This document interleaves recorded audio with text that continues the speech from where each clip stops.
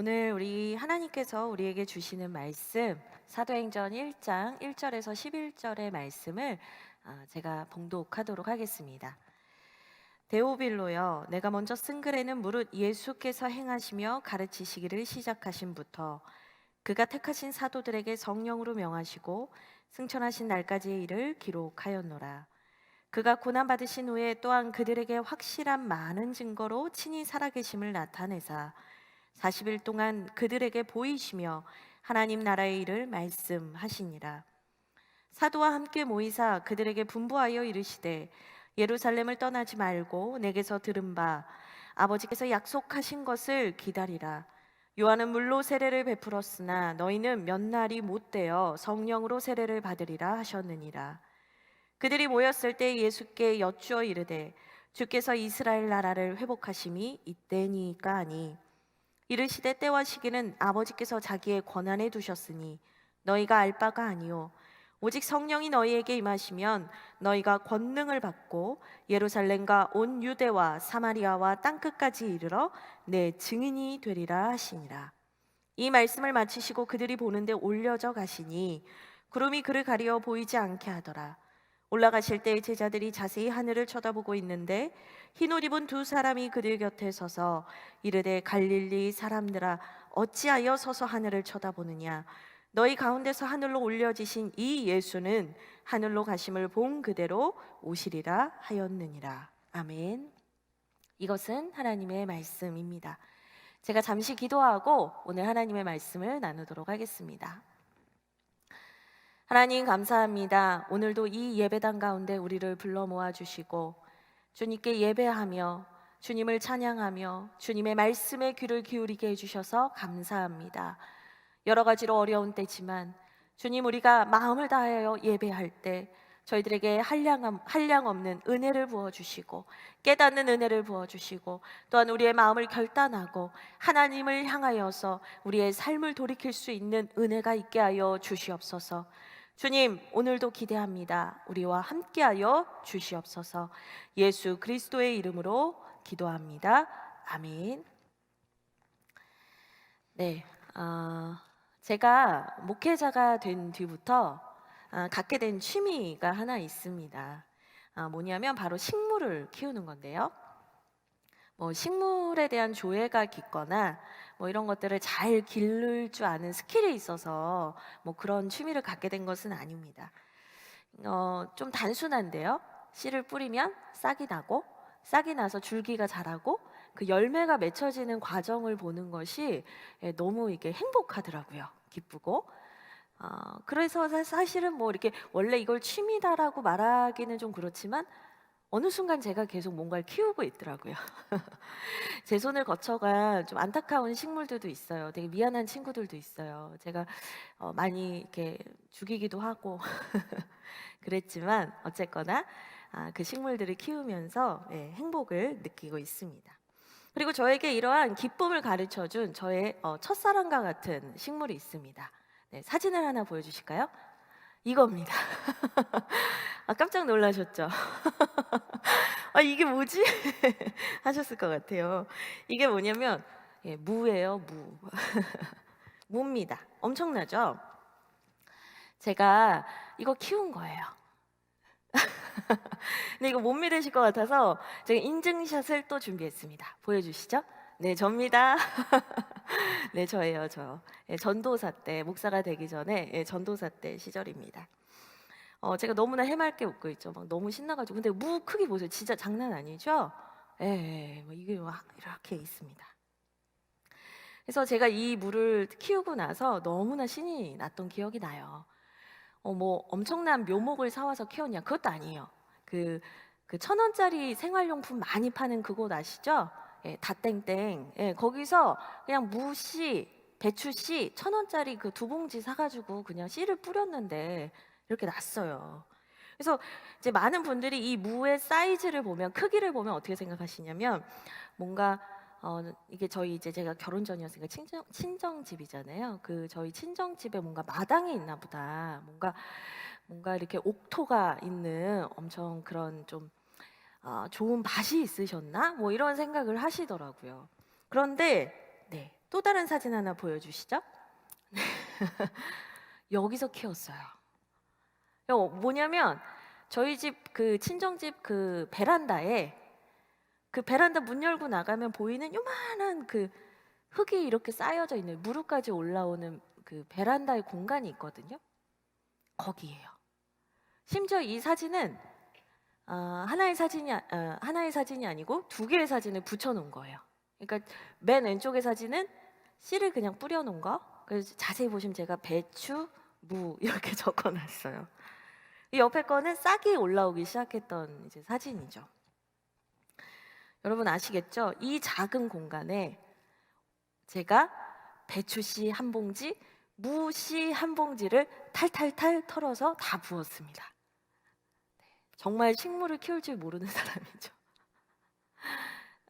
폭은 한 50, 깊이는 한 60에서 70 정도 되는 그 작은 공간에 씨앗 2봉지를 쏟아 붓다니요. 말도 안 되는 겁니다. 근데 저 아무 생각이 없이 그냥 탈탈탈 털고 자랄까? 그리고 물 한 번 주고 갔어요. 제가 정말 무지했고요. 또 뭐 어떻게 키우는지도 잘 몰랐습니다. 그리고 이 씨를 보면서 새싹이 나네, 막 기분이 좋아가지고 제가 사진을 찍었던 것 같아요. 근데 이것도 잠깐이었고요. 저는 사실 이 친구들의 존재를 새카맣게 잊어버리고 말았습니다. 왜냐하면 그때도 제가 청년부 사역을 하고 있었기 때문에 매일 밤 10시, 11시, 12시에 들어와요.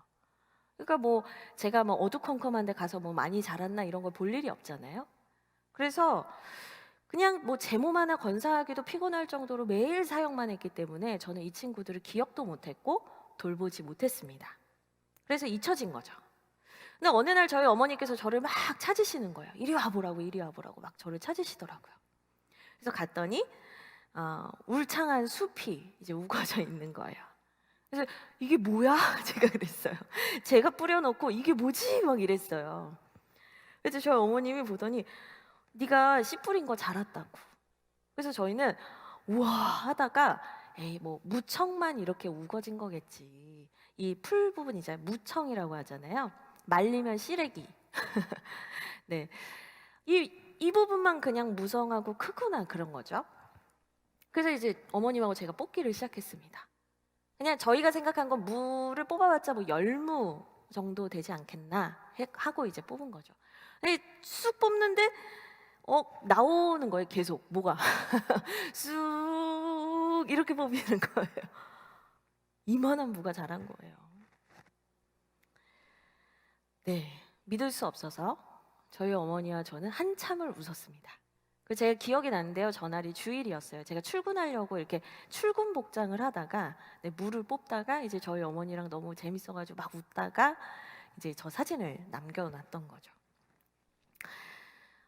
저도 어떤 일로 이렇게 됐는지는 진짜 그 과정은 다 알 수 없지만 참 놀라웠고 너무나 행복했던 기억입니다. 그래서 이 사진을 여러분에게 좀 보여드리고 싶었어요. 제가 이때 이 물을 키우고 이 물을 수확하면서 깨달은 것들이 좀 있었어요. 네.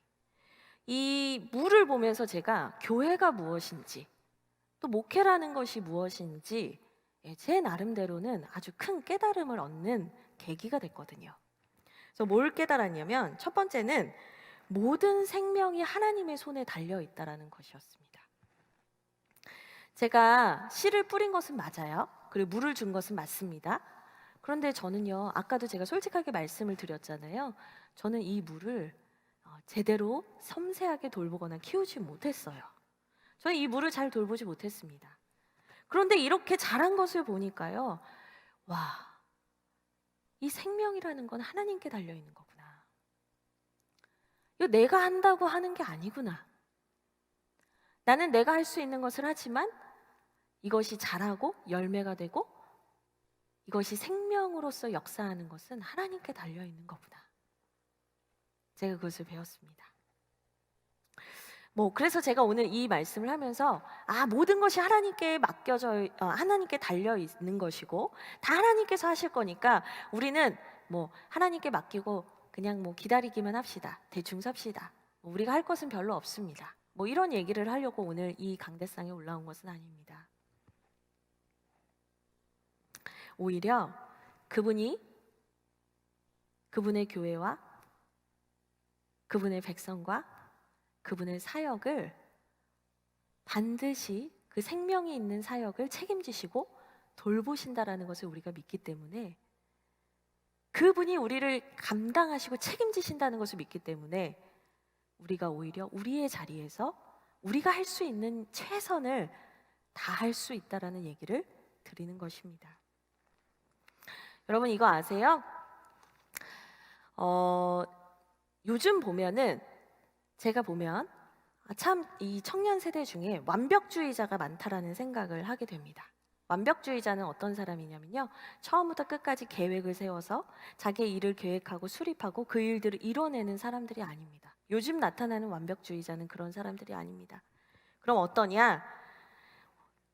내가 이것을 완벽하게 해낼 수 없다면, 내가 이것을 완벽하게 완성할 수 없다면 애초에 시작을 하지 않는 완벽주의자들이 참 많이 있습니다. 두렵기 때문에 시작을 아예 하지 않습니다.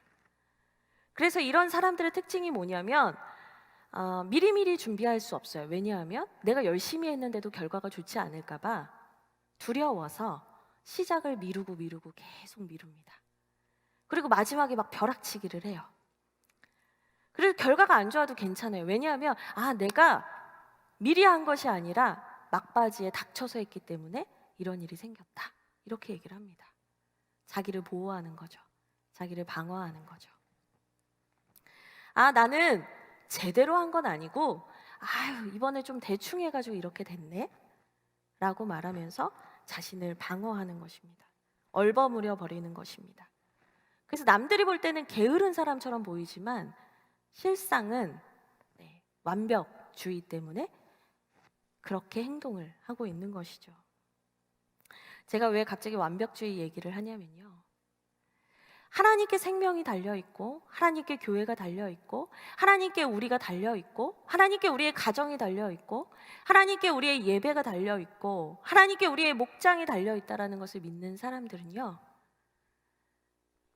자기 혼자 완벽주의로 이것들을 어떻게든 해내려고 하기보다는 하나님이 반드시 이것을 키우고 생명을 지키신다라는 믿음 때문에 두려워하지 않고 오늘 내가 지금 할 수 있는 일들을 한다라는 말씀을 드리는 것입니다. 평안하고 기쁘게 자신의 일을 감당할 수 있는 것이죠. 중요한 것은 여러분, 교회와 우리의 인생은 하나님께 달려 있습니다. 생명은 하나님께 있습니다. 우리가 우리의 삶을 온전히 다 책임지지 못한다고 해도, 완벽하게 우리가 우리의 삶을 다 책임져지지 못한다 할지라도 하나님께서 여러분의 삶을 책임지시고 우리 한소망 청춘을 책임지고 계시는 것입니다. 또 제가 이 물을 보면서 두 번째 깨달은 게 있었어요. 뭐였냐면 성장이라는 것은, PPT를 제가 만들었었는데 보여주시면 좋겠어요. 첫 번째는 생명이 하나님께 있다. 두 번째는 뭐냐면 성장이라는 것은 우리의 지식과 지혜로 감히 예측할 수 없다는 것입니다. 어떤 것은 멈춘 것 같고요, 어떤 것은 다 자란 것 같은데요, 계속 자라고 있는 거예요. 또 어떤 것은 잘 자라는 것 같았는데 곧 말라 죽기도 합니다. 여러분, 우리는요, 어떤 생명을 가진 존재가 자라나고 있는 과정을 다 지켜볼 수도 없고 그것이 어떤 과정을 거쳐서 이렇게 됐는지 우리 온전히 모든 것을 파악하며 알지 못합니다. 이러한 원리를 설명해 주는 성경 구절도 있습니다. PPT가 있는데요, 제가 읽어드릴게요. 마가복음 4장 27절의 말씀입니다. 그가 밤낮 자고 깨고 하는 중에 씨가 나서 자라되 어떻게 그리 되는지를 알지 못하느니라. 예수님이 하신 말씀이거든요.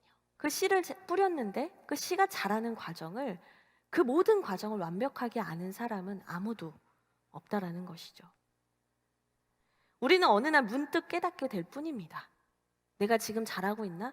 멈춰 있는 것 같은데? 내가 지금 예전보다 나아졌나? 아니야, 나는 후퇴하는 것 같아, 퇴보하는 것 같아. 우리의 마음속에선 여전히 이런 여러 가지 생각들이 들고 불안하겠지만, 여러분, 성장이라는 것은 어느 날 문득 뒤를 돌아보았을 때 우리가 자라있는 것을 발견하게 되는 것입니다. 하나님께서 교회를 자라게 하시는 것도 그렇습니다. 우리 개인도 그렇고 우리 교회도 그렇고 하나님께서 우리를 자라나게 하시는 과정을 우리가 하나님의 관점에서 동일하게 보면서 우리가 그것을 공감하면서 우리가 그것을 안심하면서 가는 사람은 많이 없습니다. 우리는 그 하나님의 역사를 사실은 다 알 수는 없는 존재들입니다. 그래서 중요한 것은 이겁니다. 여러분, 우리는 함부로 단정지어서는 안 됩니다. 우리는 함부로 우리의 자리와 우리의 맡겨진 것들을 포기해서는 안 됩니다. 정리하면 제가 이 무라는 사진을 통해서 막 이런저런 얘기를 했는데요. 이 무 사진을 통해서 제가 여러분에게 말씀드리고 싶은 내용은 결국 정리하면 생명이라는 것도 성장이라는 것도 모두 하나님께 달려있는 일이다라는 것입니다. 하나님께서 어떤 은혜를 주시고 어떻게 키워가시는지 그것은 그분만 아는 일입니다. 여러분, 이것은 우리의 영적인 차원에도 적용이 되고요. 우리의 교회에도 적용이 되는 원리입니다. 생명은, 성장은 하나님께 달려 있습니다. 그래서 우리는 우리에게 주어진 공동체와 교회, 우리의 예배, 우리의 목장에 대해서 함부로 단정짓고 포기하고 그것을 포기할 수 없는 겁니다. 우리는 마음과 뜻과 힘을 다해서 우리의 최선을 다해서 그 하나님께서 반드시 일하신다라는 믿음 안에서, 신뢰 안에서 우리의 최선을 다해야 합니다. 그리고 끝까지 기다리며 하나님이 어떻게 하시는지 보아야 할 일입니다.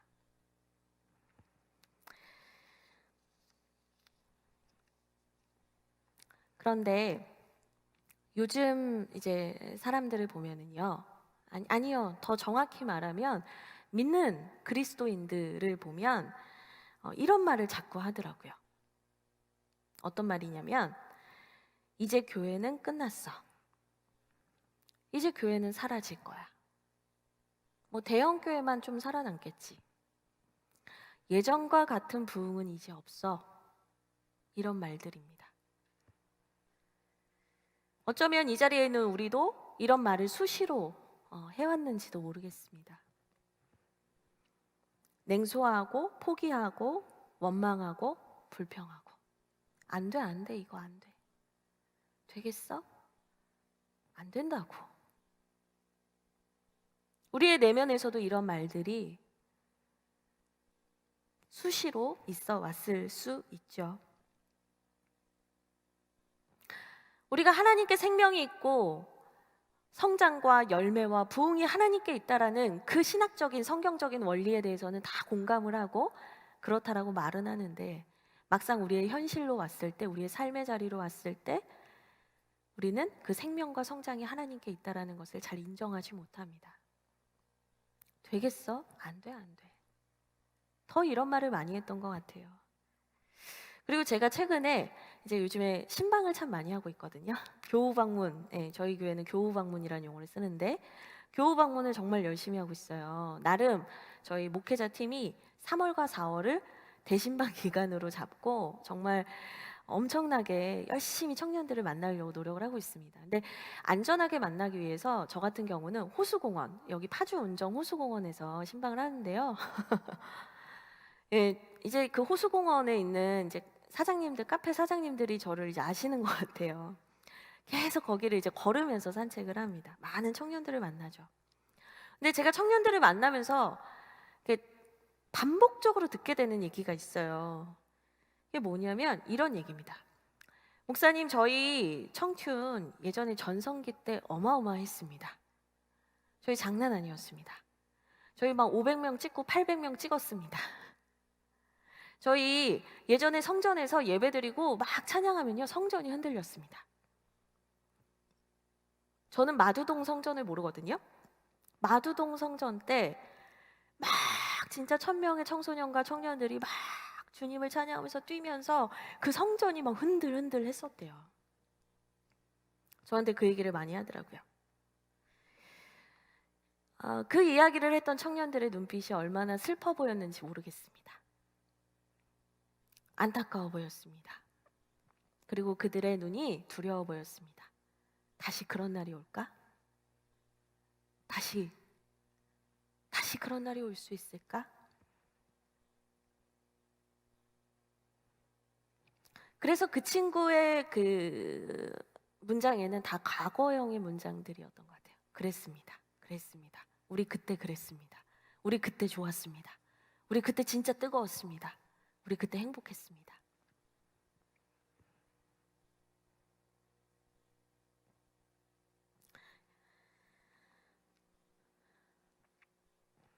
이 앞에 있는 저도 앞날을 예측하지는 못합니다. 그리고 하나님의 계획이 어디에 있고 어떻게 흘러갈지 저도 잘은 모릅니다. 그런데 여러분, 제가 아는 분명한 한 가지가 있습니다. 그게 뭐냐면 하나님께서 하시면 된다는 겁니다. 하나님께서 하시면 된다는 겁니다. 하나님께서 생명을 불어넣으시면 그 생명은 다시 불타오른다는 겁니다. 하나님께서 자라게 하시면 자란다는 겁니다. 제가 앞서서 고백했던 그 생명과 성장의 원리는 저에게는 지식이 아니라 믿음입니다. 하나님이 하시면 되죠.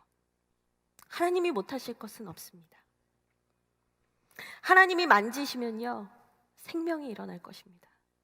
하나님이 만지시면 성장이 일어날 것입니다. 어려운 때예요, 목사님. 교회는 점점 줄어들 거예요. 부흥이라니요, 말도 안 돼요. 제가 청춘을 향해서 기도하면서 3년 후, 4년 후 계획을 세우는데 제가 뭐라 했냐면 800명의 예배자를 주십시오. 제가 그렇게 기도했거든요. 그때는 마두동 성전 얘기 듣기 전입니다. 그리고 이 성전을 보면 본당에 빈자리가 많이 있어요. 근데 저는 이 빈자리를 보면서 하나님이 채워주십시오 기도합니다.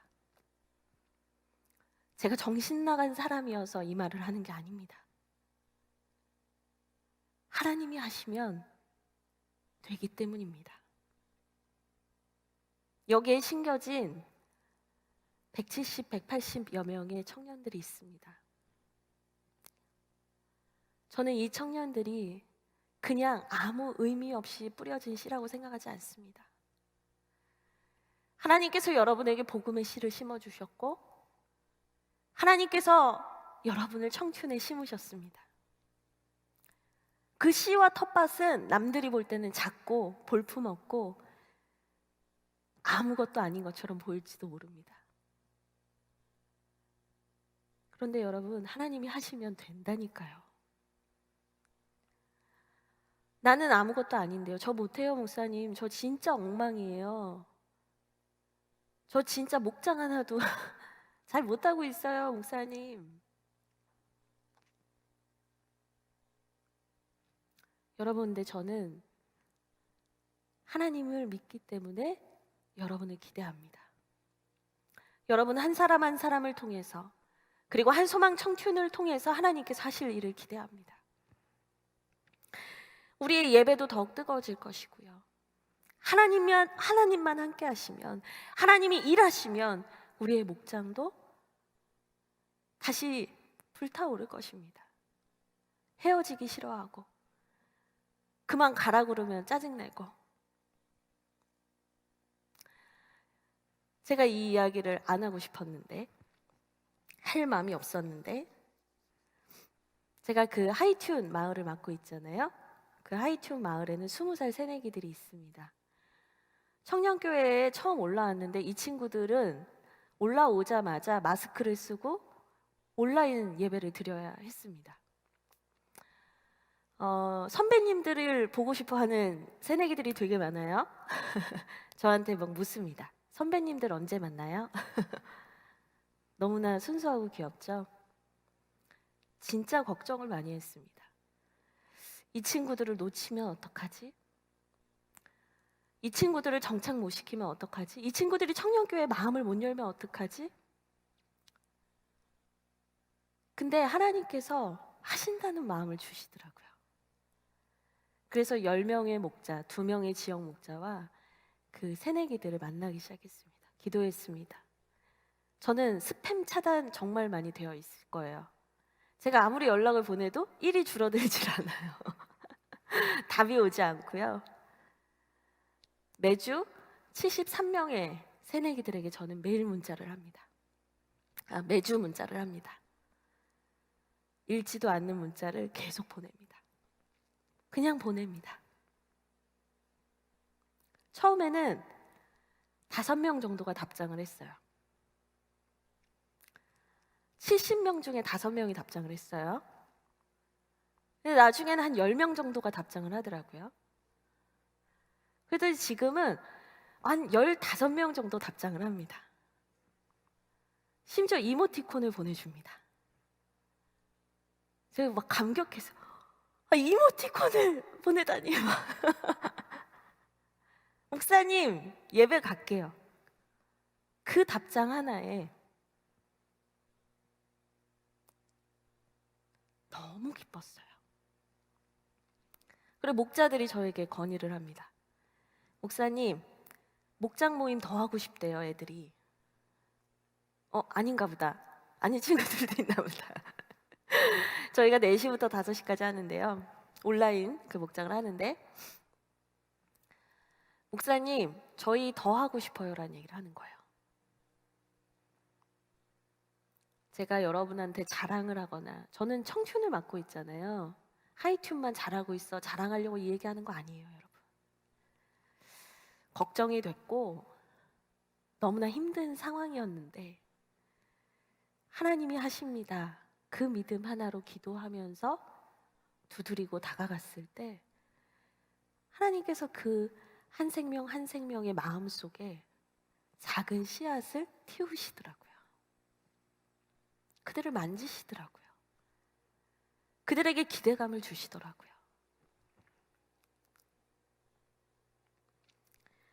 여러분, 한소망 청춘의 황금기, 전성기는 회상되어져야 하는 것이 아닙니다. 여러분, 우리를 통해서 다시 뜨겁게 일어날 수 있습니다. 우리를 통해서 하나님께서 하실 수 있습니다.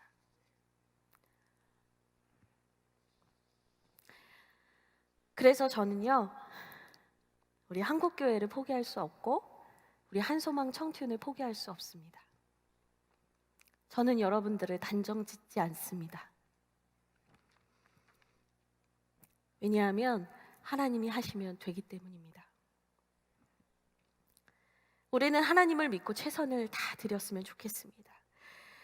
제가 키웠던 그 작은 텃밭이요, 폭이 50cm, 높이가 끼케야 60, 70cm 정도밖에 되지 않는 그 작은 텃밭에도 그 놀라운 열매를 주시고 생명을 주셨던 하나님께서 우리에게 새 일을 행하시지 않는다고요? 그 하나님께서 당신에게 새 일을 행하시지 않는다고요? 그 하나님께서 여러분에게 새 일을 행하시지 않는다고요? 전 그렇게 생각하지 않아요. 하나님은 하십니다. 여러분, 생명의 씨앗은 이렇게 딱 보면은 싹도 없고요. 그냥 조그만 검정 이런 점 같잖아요. 콩 같고 쌀 같고. 거기서 이 열매가 나올 거라고 누가 상상을 하겠어요? 근데 그 안에 생명이 있으니까 싹이 트고 열매가 자라는 거예요. 여러분, 한 분 한 분이 내가 볼 때는 내가 너무나 볼품없고 아무것도 아닌 것 같아도요, 여러분 안에 복음의 씨가 있으면 여러분 반드시 성장하고 자라고 열매 맺을 수 있어요. 한소망 청춘의 그 생명의 복음의 씨만 있으면 여러분, 우리에게는 하나님의 놀라운 역사와 부흥이 있다고요.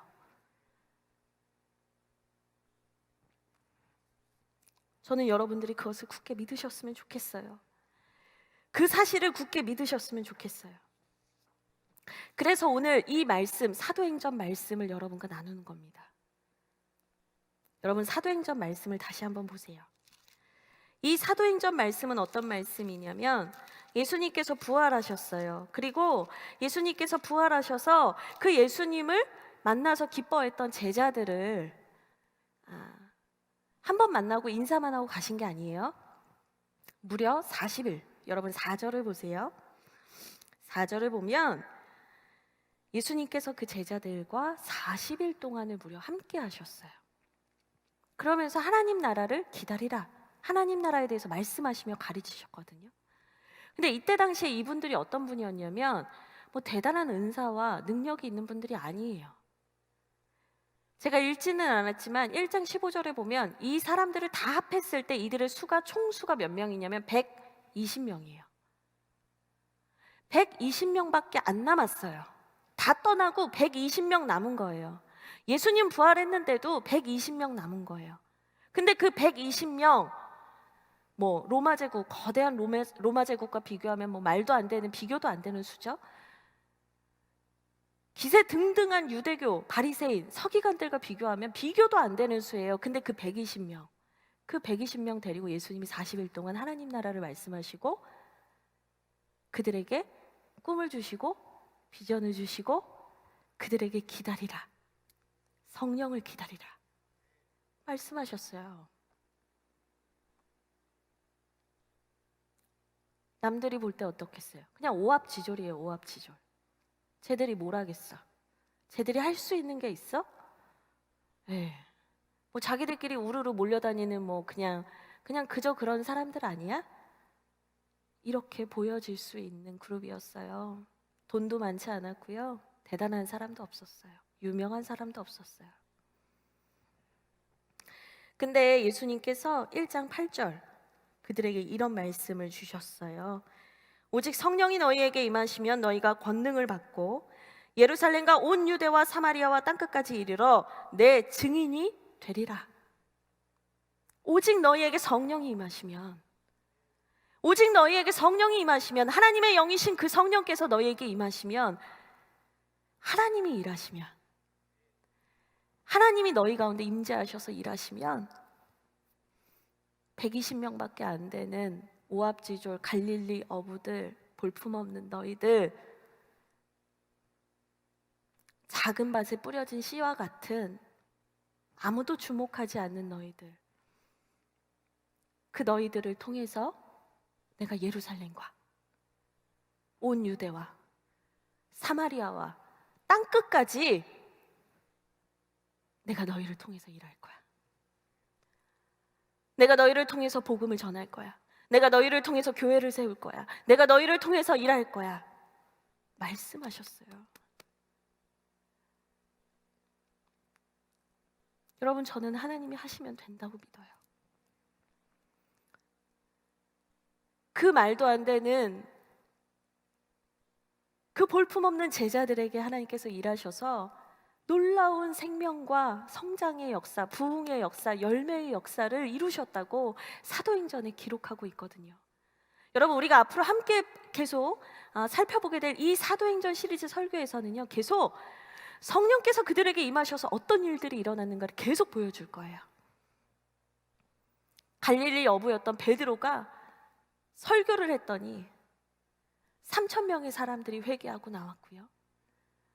베드로와 요한이 내게 은과 금은 없지만 예수 그리스도의 이름으로 일어나 걸어라 할 때요, 평생 못 걷던 사람이 걸었고요.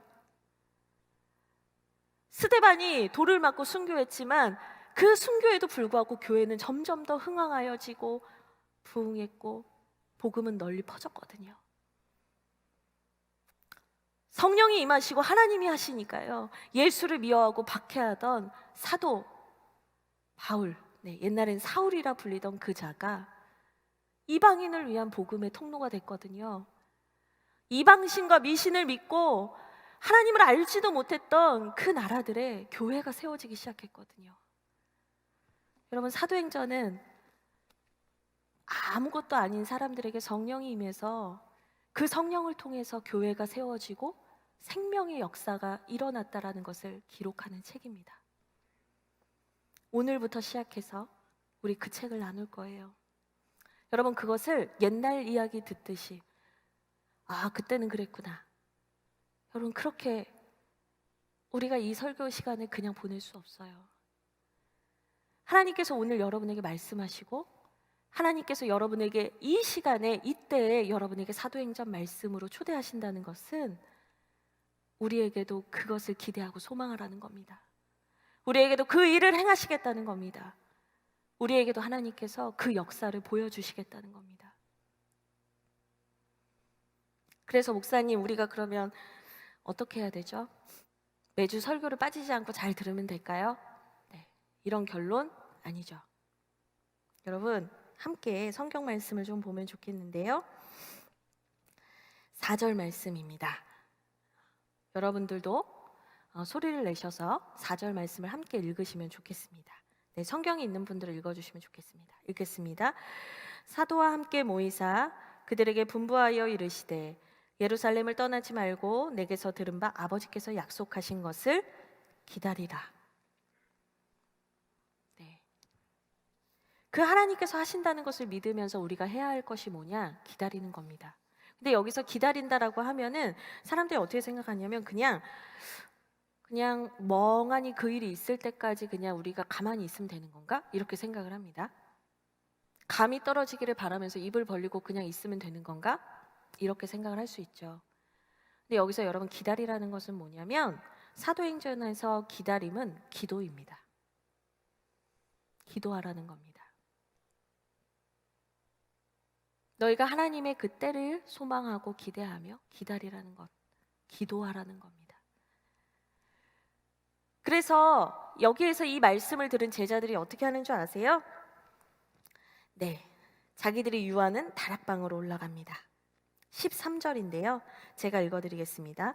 들어가 그들이 유하는 다락방으로 올라가니 베드로, 요한, 야고보, 안드레와 빌립, 도마와 바돌로메, 마테와 알페오의 아들 야고보, 셀로시인 시몬, 야고보의 아들 유다가 다 거기 있어 여자들과 예수의 어머니 마리아와 예수의 아우들과 더불어 마음을 같이하여 오로지 기도에 힘쓰더라.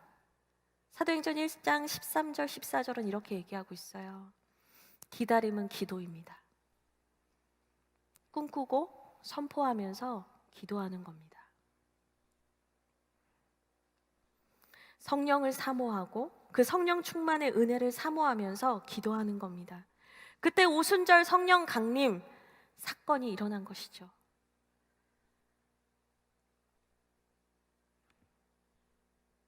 작은 텃밭과 같은 교회에서 120명의 사람들이 오순절 성령 강림 사건 때 성령의 역사를 경험했습니다. 그리고 그 작은, 지극히 작은 사람들이 온 열방과 세계의 복음의 문을 열었습니다. 교회의 역사가 시작이 됐습니다. 사도행전은 사실 그래서 성령행전이라고도 불립니다. 그 성령이 임하여서 변화된 사람들, 그리고 그 사람들을 통하여서 시작된 하나님의 이야기가 성령행전입니다. 여러분, 우리가 기다리며 기도했으면 좋겠습니다. 우리가 볼품없어 보이고 우리가 할 수 있는 것이 없다 할지라도 성령을 사모하며 구했으면 좋겠습니다. 그리고 우리로부터 그 주님의 복음이 확장되고 퍼져갔으면 좋겠습니다. 여러분, 우리 기다리며 기도합시다. 오직 성령이 너희에게 임하시면 우리가 주님의 증인이 될 것입니다.